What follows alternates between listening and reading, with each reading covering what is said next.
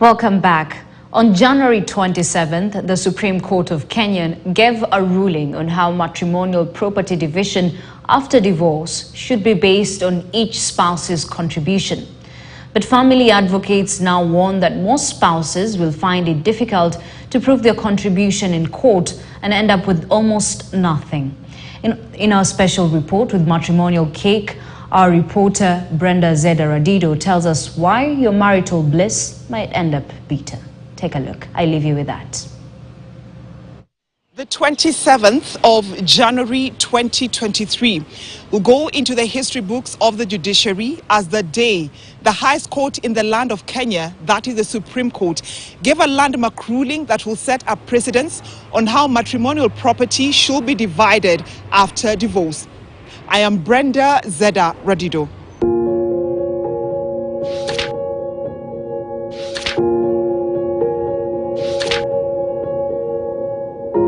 We were unhappy because you can imagine you got married in 1990 and you're splitting with your husband in 2008, 18 years.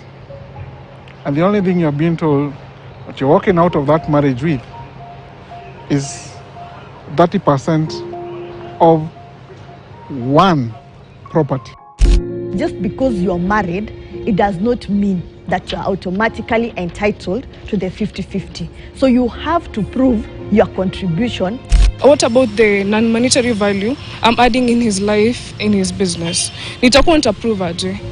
It's a very difficult thing. It's totally dependent on the discretion of the judge, the judicial officer sitting to hear that matter.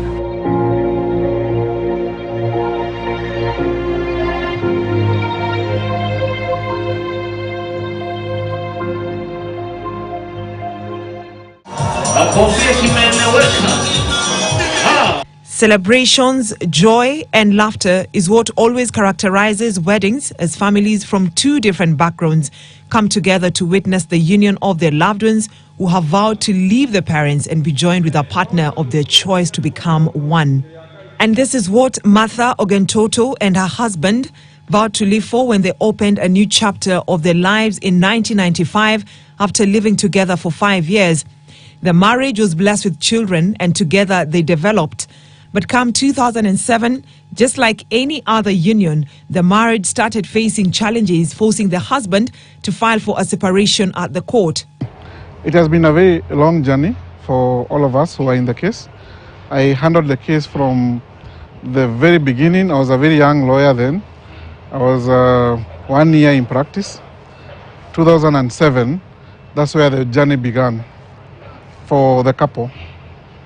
We started with a separation case. That case was struck out. Then it evolved into a divorce case.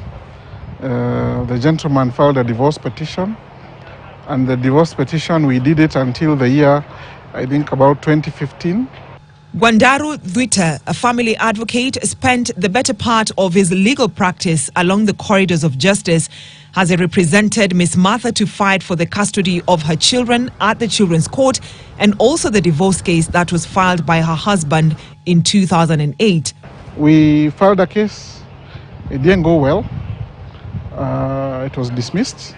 The man filed a case, a separate one for the children, asking for contribution from the lady to maintain the kids. And the court ruled that she can provide what she can afford. A very unique judgment of all the children cases I've ever done. The amount was not quoted, but you are just told, let her provide what she can. The marriage litigation at the court caused a lot of tension between the two, which even saw the lady being ejected from her matrimonial house, forcing the woman to file for an urgent motion for her to be reinstated to the premises. At the time of filing this case, the lady had been ejected from her house and thrown out forcibly by goons, hired goons. And she left with nothing except the clothes she was wearing. And the other things were thrown out. out of the compound. So whatever documents she had, receipts that I'm the one who purchased this or I did this, they got lost. After a case for division of matrimonial property was filed at the High Court, the Ogentoto's tribulations would take a new twist after it emerged that most properties were in the name of her husband. A new constitution passed in 2010 and Parliament passed the Matrimonial Property Act 2014. It altered now the landscape and of let me say the legal framework within which matrimonial property is to be divided. Because previously, if you look even at our documents, we had now used the previous law, which is called the Married Women Property Act of the United Kingdom. This was her ruling, that we have not been able to demonstrate that we contributed to the acquisition of these properties. So we did not get the car, we did not get the apartment, we did not get anything else. But because the lady had been doing household work and she had been earning and providing for the household, the judge gave her 30% of the house she was occupying. Now, this is a house where it is an own compound, and on the side they have built some apartments, some rentals, 2 bedrooms, 4 of them. So she was awarded 20% of those units. So we were unhappy with that decision, and we approached the Court of Appeal. You can imagine, you got married in 1990 and you're splitting with your husband in 2008, 18 years. And the only thing you're being told that you're walking out of that marriage with is 30% of one property. A ruling that would make both parties to move to the Court of Appeal, as Martha had wanted 100% of the matrimonial house, while the husband wanted her to have 10% of the matrimonial house.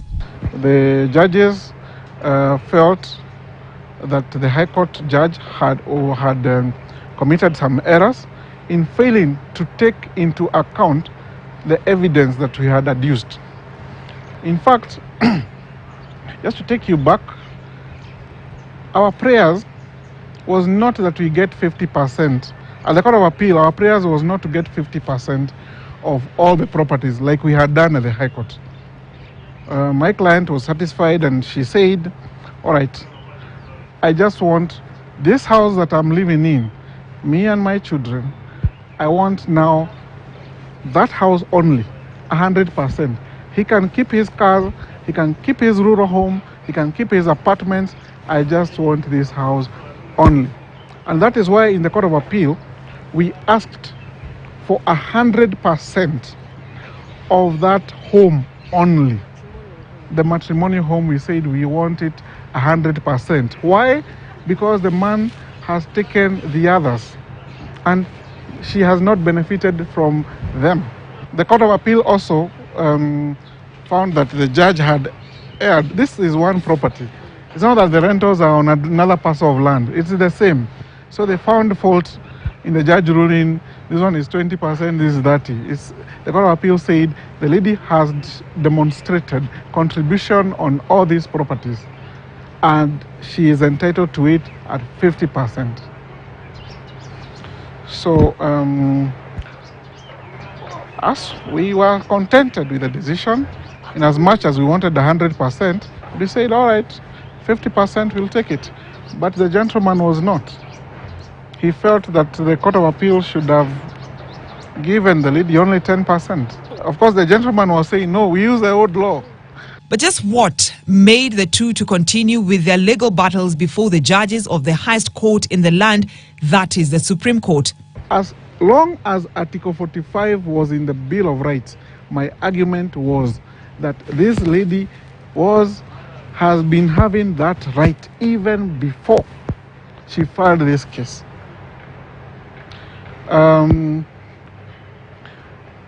And that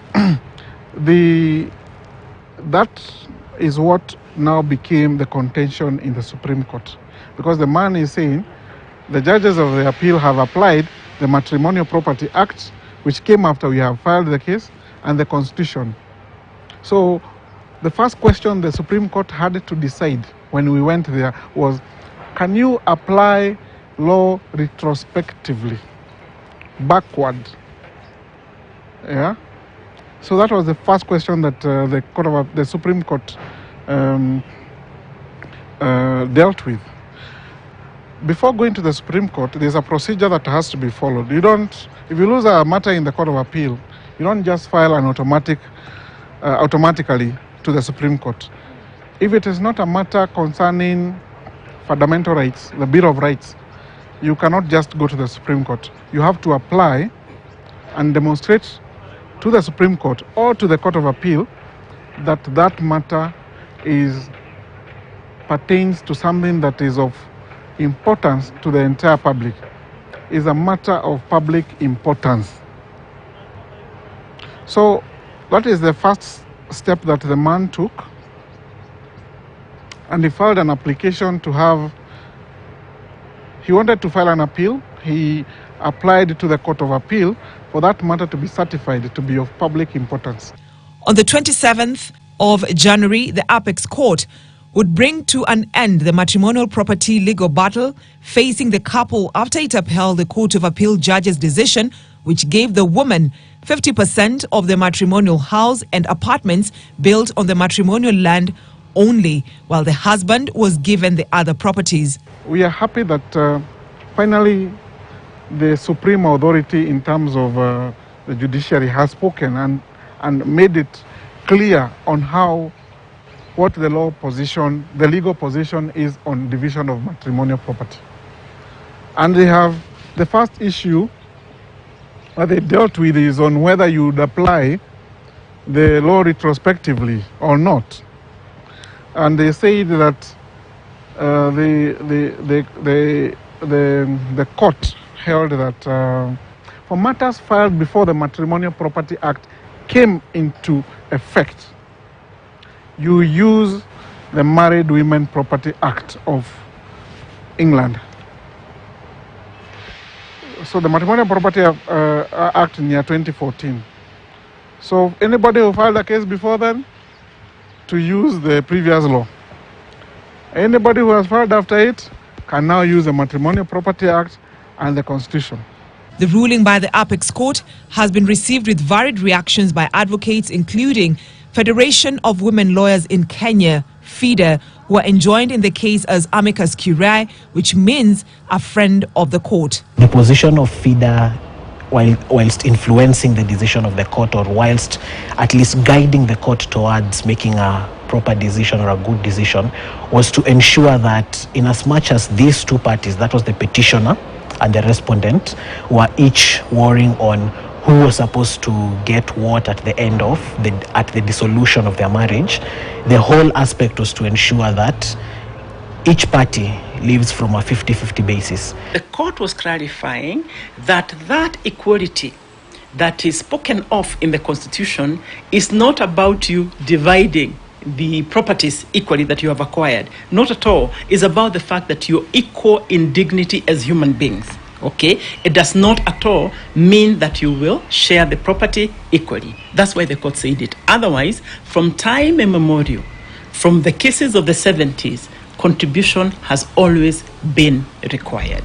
What the 5-judge bench was trying to state is that Article 45(3) of the Constitution does not mean that a party is automatically entitled to the 50-50% sharing on distribution of the matrimonial property. For decades, Kenya has been using the Women's Marriage Act, which only recognized a person's contribution to marriage as monetary and not non-monetary. In 2010 and 2013, Kenya took important steps to ensure equality in marriage and secure an individual's property rights within marriage.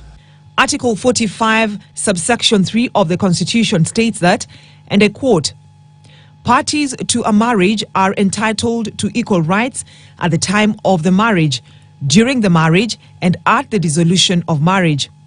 Matrimonial Property Act 2013 recognized that married women have the same rights as married men, a bold step from the previously used colonial English 1882 Married Women's Property Act.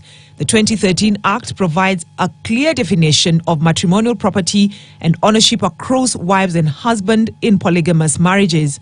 So we were thrown into a panic. I was practicing at that time, so I can tell you how difficult it became. So between 2007 and 2013, we put a lot of energy into having our own act that could recognize the non-financial contribution. So that is why then, come the beginning of 2014, things completely changed, because all the other parts of contribution to a family became recognizable under the Matrimonial Property Act of Kenya. There's a lot of confusion when it comes to division of matrimonial property rights. We were getting high court decisions. Remember, this is the time the constitution is now in force. Some people have started saying it's 50-50. Some judges have started hinting at that. Some decisions in the high court were contradicting each other. Every judge was interpreting this Article 45(3) the way he felt. While some people have interpreted Matrimonial Property Act and Article 45 subsection 3 of the Constitution to mean equal ownership of matrimonial property, there are still many questions as to how non-monetary contribution can and will be quantified in court. What about the non-monetary value I'm adding in his life, in his business? Nitakuwa nitaprove aje? Tricky to prove the non-monetary contribution, because the other part for companionship, there are times somebody will say, I don't even have a house help in this home. I am the one who wakes up in the morning at 6 a.m. and I do all the housework. I don't have a house help to help me, or even if you have a house help, you're still working. Na ile vitu vyako vyote, hata katika Biblia inasema wewe na yeye ni mwili moja. Na ile mali ya bwana na mali ya bibi lazima iwe ni 50-50. Maoni yangu ni kwamba yeye akidivorce kwa sababu moja ama nyingine, pia yeye kama bwana ako na mali, lazima ijulikane ya kwamba he has a share in that mali. In as much as we are saying 50-50 is there, 50-50 is to protect everyone across board, because it's by virtue of being humans that you have rights apportioned to you. So what formula is used for dividing matrimonial property? Because whereas the Matrimonial Property Act recognizes financial and non-financial contribution, it leaves it to the judge to determine exactly what percentage to award.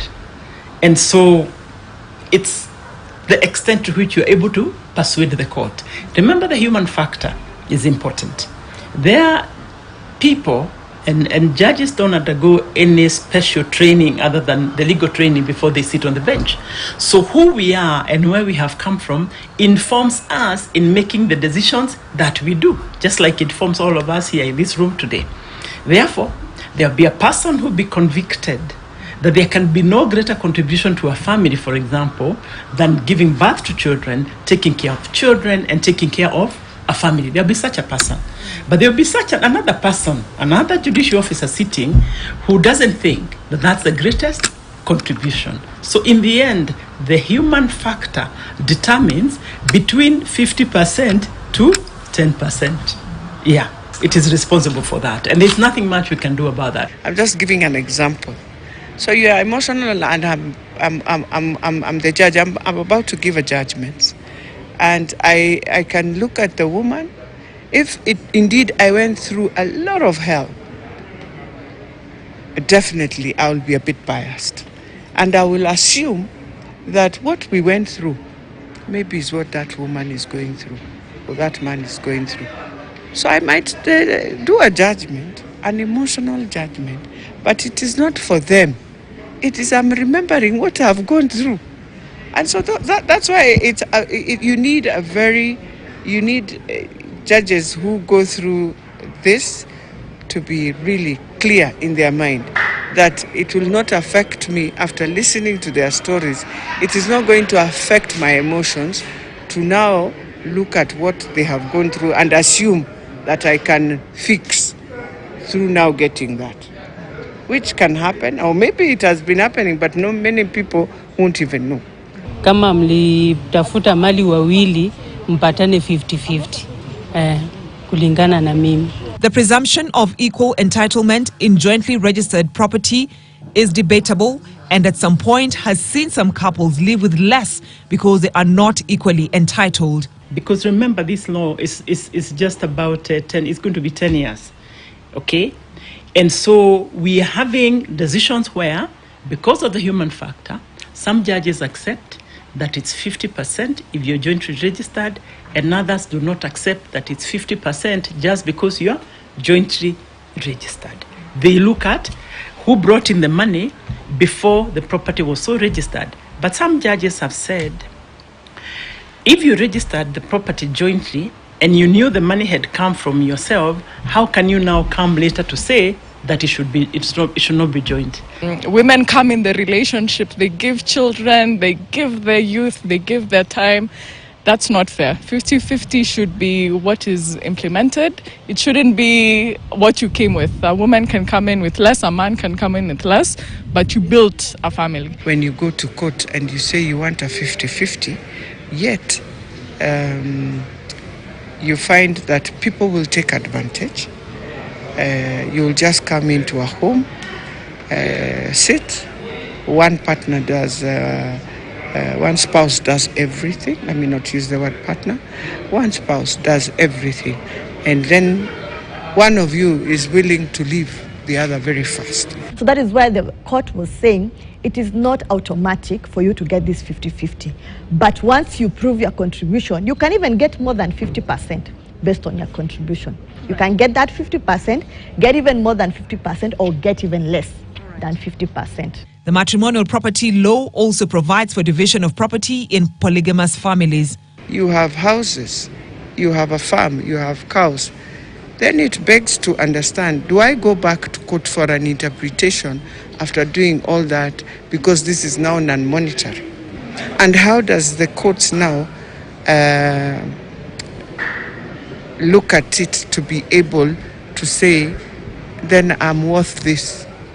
That is something also, as much as the judgment was given, women were left, or both spouses were left, to always go back to court. That in that case, the property acquired between the first wife and the husband will be shared between them. Then the property that's acquired after the second wife comes will be shared among the three of them. Property acquired when the third wife comes will be shared among the four of them, and so on until the man gets tired of marrying. Gets tired of marrying, I suppose. The Marriage Act 2014, it states that the proof of marriage is a marriage certificate. So first, were these people legally married? That is the number one question that you have to answer.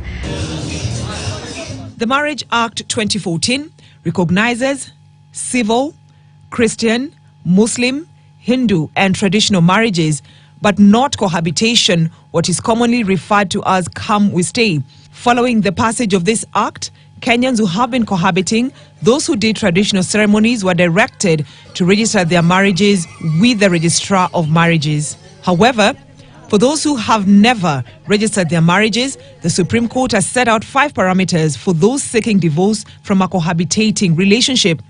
For you to prove that cohabitation amounts to a marriage, you should show that there has been long cohabitation. Though the Apex Court did not define the number of years, one has the capacity to marry and intended to get married. There was consent on both parties to live together. You held yourselves out to the people outside the world as husband and wife, distinct from my boyfriend and girlfriend. The Supreme Court, having said that the presumption of marriage is the exception rather than the rule, those who are not already living together, please formalize your unions. Make sure they're formalized, whether it's customary, whether it's civil, whatever way you want to do it. But don't leave it to the courts to make a determination of whether you are married or not. Be intentional, be deliberate. It is the most important thing one will ever do in life, the decision to marry. So if you're going to do it, please be deliberate and be intentional about it. You can still find that there is marriage by cohabitation, but you must satisfy all those ingredients, the 5 of them.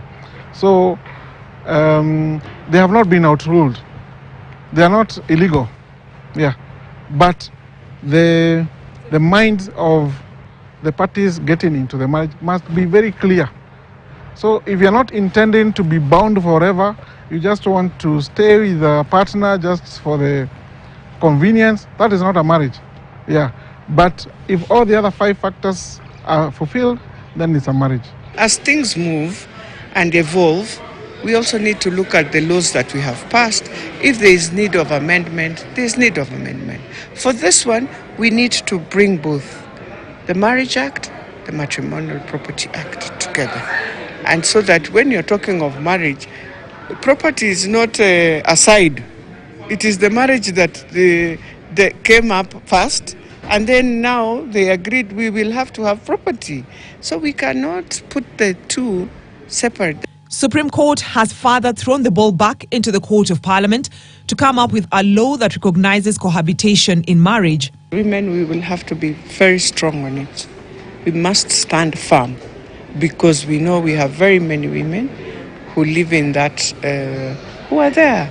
And when you ask why you're not getting, why he's not proposing and finalizing this process, and they've been there for 20 years, we also, if we cannot pass the law that way, then in terms of now bringing the Marriage Act and the Matrimonial Property Act, we must put in absolute something that covers that. That at what point do we say you are entitled to be the wife? Lakini kama mmekutana Nairobi, mmekaa majijini hapa, mmekaa, mmependana, mmezaa watoto na hakuna mwongozo wote, hamjaenda kanisani, hamjaenda msikiti, hamjaenda traditional, na sheria ikija kama hapa sasa ya kuangalia, mimi nitasema tu tuweke minimum period. Tuseme kwamba pengine ukikaa na mtoto wa mtu miaka 2, whether mmefunga harusi ile ya kanisa ama mmefanya any legally wana kihalali, mkishamaliza muda fulani, mimi kwangu nasema pengine 2 years, basi hiyo hesabiwe kama kwamba ni ndoa, na wakati mali imekuwa mgawanywe sawa. But even as couples who seek divorce and ownership of their contribution in marriage turn to court for justice, family lawyers warn couples that they need to brace themselves for psychological torture, financial drainage, and broken relationships with extended families. Is going to court the best way? Is it the best way when you know, I as a lady, I don't have the evidence? The ones who are in there, conflict is inevitable in marriages. It happens many times. Please, if you can, seek mediation. Brenda Zeda Radido.